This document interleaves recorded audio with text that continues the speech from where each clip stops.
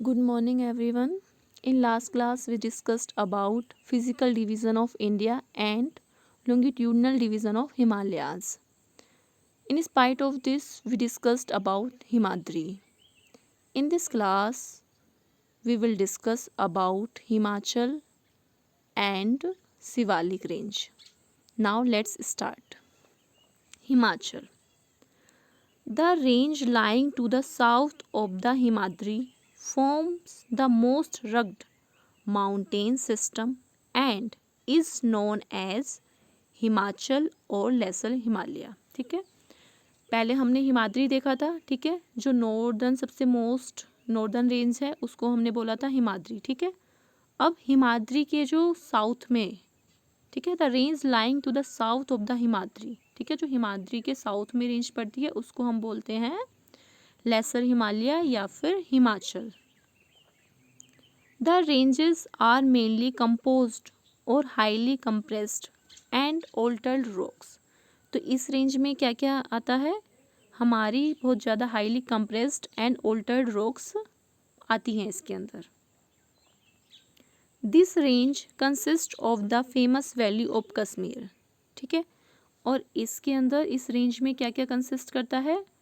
इसके अंदर हमारी famous valley of Kashmir, Kashmir की famous valley, and the Kangra and Kullu valley in Himachal Pradesh. और जो हिमाचल प्रदेश में कांगड़ा एंड कुल्लू वैलीज हैं वो भी इस रेंज के अंदर ही आती हैं। नाउ शिवालिक। शिवालिक रेंज के बारे में हम डिस्कस करेंगे। The outer most range of the Himalayas is called the Shivalik. ठीक है, पहले कौन सी आ गई आपकी? हिमाद्री, उसके साउथ में लेसर हिमालय या फिर हिमाचल। अब सबसे आउटर मोस्ट जो रेंज है, ठीक है, उसको क्या नाम दिया गया है? उसको बोला गया है Shivalik. These range are composed of unconsolidated sediments brought down by the rivers. तो इस रेंज में क्या क्या कंपोज करता है? अनसोलिडेटेड सेडिमेंट्स। सेडिमेंट्स आप समझ सकते हैं, जैसे धूल के कण हो गए, मिट्टी के कण हो गए, और ये किसके द्वारा लाए गए हैं? रिवर्स के द्वारा या फिर एयर्स के द्वारा। ठीक है, तो इस रेंज में हमारे अनकंसोलिडेटेड सेडिमेंट्स आते हैं जो कि रिवर्स के द्वारा लाए गए हैं यहाँ पे। The longitudinal valley lying between lesser Himalaya and the Shivaliks are known as Doons. तो जो लेसर हिमालय के बीच में एंड जो शिवालिक के बीच में जो वैलीज पड़ती हैं उनको क्या नाम दिया गया है? उनको बोला जाता है दून्स। ठीक है, क्या बोला जाता है? दून्स।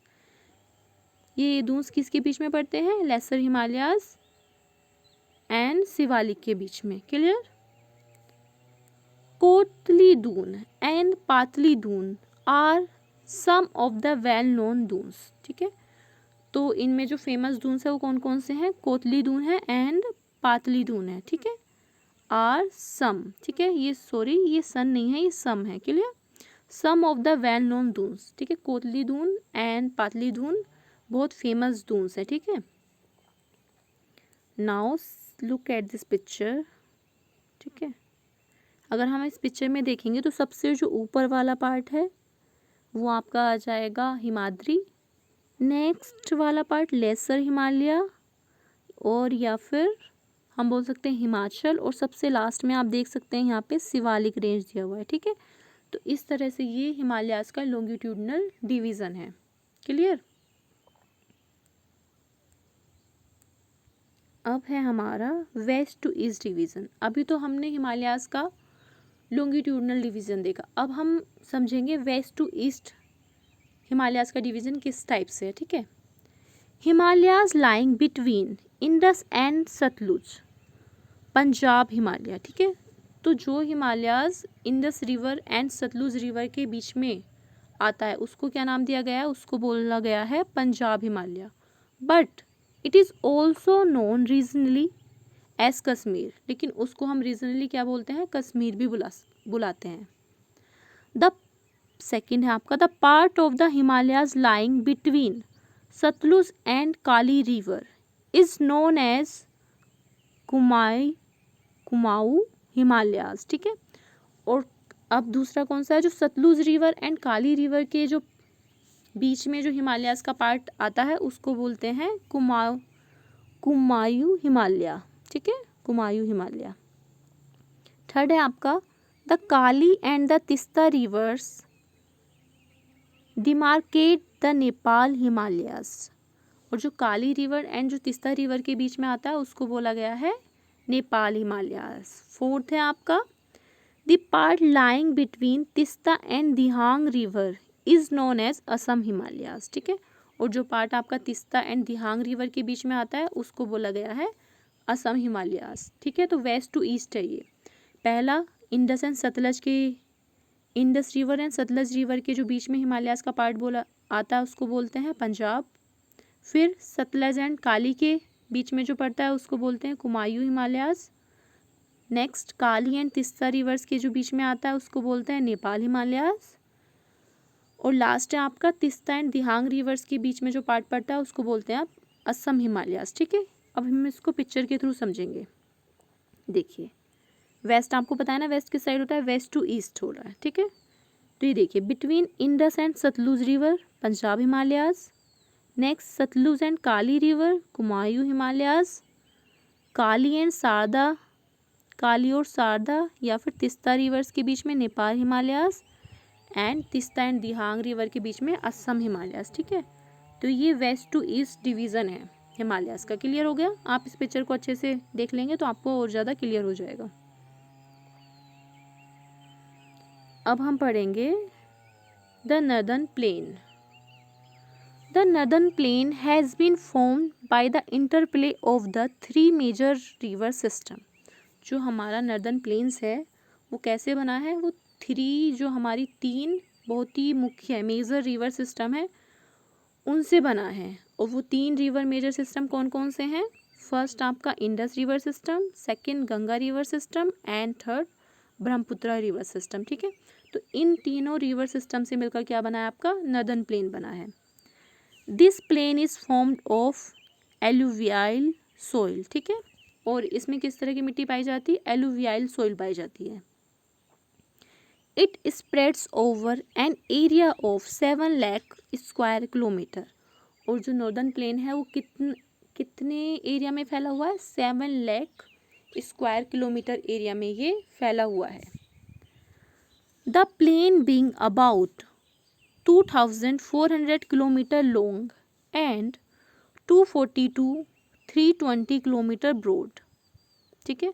और ये कितना लंबा है? 2400 किलोमीटर इसकी लेंथ है। और इसको हम अगर ब्रॉड देखें तो कितना ब्रॉड है ये? 320 किलोमीटर ब्रॉड है, ठीक है। Is a densely populated physiographic division. और ये बहुत ही ज़्यादा क्या है? डेंसली पॉपुलेटेड है। यहाँ पे बहुत ज़्यादा पॉपुलेशन रहती है। पॉपुलेशन किस वजह से रह सकती है? क्योंकि यहाँ पे सोइल अच्छी होती है, ठीक है। और ये प्लेन एरिया है, ठीक है, यहाँ पे माउंटेन्स नहीं है, तो इस वजह से यहाँ पे ज़्यादा पॉपुलेशन रहती है। और हम इसका एक और रीज़न समझ सकते हैं, with A rich soil cover combined with A adequate water supply and favourable climate, it is agriculturally A productive part of India, ठीक है। तो यहाँ पे क्या है? सोइल अच्छी होती है, ठीक है, विद ए रिच सोइल, ठीक है, सोइल अच्छी है और यहाँ पे जो वाटर सप्लाई है वो भी अच्छी है और यहाँ का जो क्लाइमेट है वो भी फेवरेबल है, जिसके कारण यहाँ पे एग्रीकल्चर जो है बहुत अच्छी हो पाती है। तो एग्रीकल्चर होगी तो वहाँ पे पॉपुलेशन भी ज़्यादा होगी, ठीक है। तो इस वजह से ये डेंसली पॉपुलेटेड है। क्लियर? नाउ अब हम डिस्कस करेंगे the peninsular plateau. The peninsular plateau is A table land composed of the old crystalline igneous and metamorphic rock, ठीक है। तो पेनिनसुलर प्लेट्यू आप समझ सकते हैं किस फॉर्म में होता है? ये टेबल की तरह होता है, जैसे आपकी टेबल होती है ना, इस तरह से होता है। और इसमें क्या क्या है? किससे बना है? Crystalline igneous and metamorphic rock से ये बना है। It was formed due to the breaking and drifting of the Gondwana land, ठीक है। और ये किस वजह से पेनिनसुलर प्लेट्यू किस वजह से फॉर्म हुआ है? जो गोंडवाना हमारी लैंड थी, बहुत पुरानी लैंड थी गोंडवाना लैंड, उसकी ये ब्रेक होने से, ठीक है, जब वो ब्रेक हुई और ड्रिफ्ट हुई तो उसके कारण ये पेनिनसुलर प्लेट्यू फॉर्म हुआ। The plateau has broad and shallow valleys and rounded hills, ठीक है। और इस प्लेट्यू में क्या है, सैलो वैलीज हैं, ब्रॉड एंड सैलो वैलीज हैं, एंड बहुत सारी क्या है, राउंडेड हिल्स भी हैं। This plateau consist of 2 broad divisions, ठीक है। और इस प्लेट्यू में क्या है, 2 डिविजन्स हैं, ठीक है। फर्स्ट डिवीज़न कौन सा है, the central highland, and second है आपका डेक्कन हाईलैंड, ठीक है। अब हम इनको सेंट्रल हाईलैंड क्या है और डेक्कन प्लेट्यू क्या है, इनको हम 1 बाय 1 डिस्कस करेंगे। Central highlands, the part of the peninsular plateau lying to the north of the Narmada river, ठीक है। तो पेनिनसुलर प्लेट्यू का ऐसा पार्ट जो नर्मदा रिवर के नॉर्थ में आता है, ठीक है, उसको हम बोलते हैं सेंट्रल हाईलैंड। उसमें क्या है, covering a major area of the Malwa plateau, और सेंट्रल हाईलैंड में ही मालवा प्लेट्यू भी आता है, is known as the central highland, ठीक है। तो नर्मदा रिवर के जो नॉर्थ में पार्ट पड़ता है उसको बोला गया है central highland, clear. The central highlands are wider in the west but narrow in the east. और अगर हम इनकी शेप देखें कि शेप कैसी है, तो ये वेस्ट साइड में तो थोड़े वाइड हैं, और जैसे जैसे ये ईस्ट में जाते जाएंगे तो ये थोड़ा नैरो होते जाते हैं, ठीक है, central highlands. Now Deccan plateau, ठीक है। डेक्कन प्लेट्यू किधर है, the Deccan plateau is a triangular land mass that lies to the south of the river Narmada, ठीक है। तो डेक्कन प्लेट्यू पहले हमने पढ़ा सेंट्रल हाईलैंड, सेंट्रल हाईलैंड क्या है, नर्मदा रिवर के नॉर्थ में आता है, ठीक है। तो अब नर्मदा रिवर के जो साउथ में पार्ट पड़ता है उसको क्या बोला गया है, उसको बोला गया है Deccan plateau. The Deccan plateau is higher in the west and slope gently eastwards. और जो दक्कन प्लेट्यू है ये वेस्ट में थोड़ा हायर है, एंड जैसे जैसे ईस्ट में जाता है ये थोड़ा जेंटली स्लोप देता रहता है, ठीक है, स्लोप का रूप ले लेता है। अब लुक एट दिस पिक्चर, देखिए नर्मदा रिवर आपको दिख रही है इस पिक्चर में, ठीक है, ये नर्मदा रिवर है। तो नर्मदा रिवर के ये जो ऊपर वाला पार्ट है ऑरेंज वाला, ये इसको बोलेंगे हम सेंट्रल हाईलैंड, और जो हम नर्मदा रिवर के जो साउथ वाला पार्ट है उसको बोलेंगे हम डेक्कन प्लेट्यू। 1 मोर पिक्चर है इसकी, ये एक और पिक्चर है, इसको भी आप देख सकते हैं, ठीक है। तो यहाँ पे जैसे यहाँ पे नर्मदा रिवर जा रही है, तो नर्मदा रिवर के जो नॉर्थ में पार्ट आएगा वो आपका हो जाएगा सेंट्रल हाईलैंड, और जो साउथ में पार्ट आएगा उसको बोलेंगे हम दक्कन प्लेट्यू, क्लियर। तो अब जो इसका रिमेनिंग पार्ट है वो हम नेक्स्ट वीडियो में डिस्कस करेंगे। Thank you.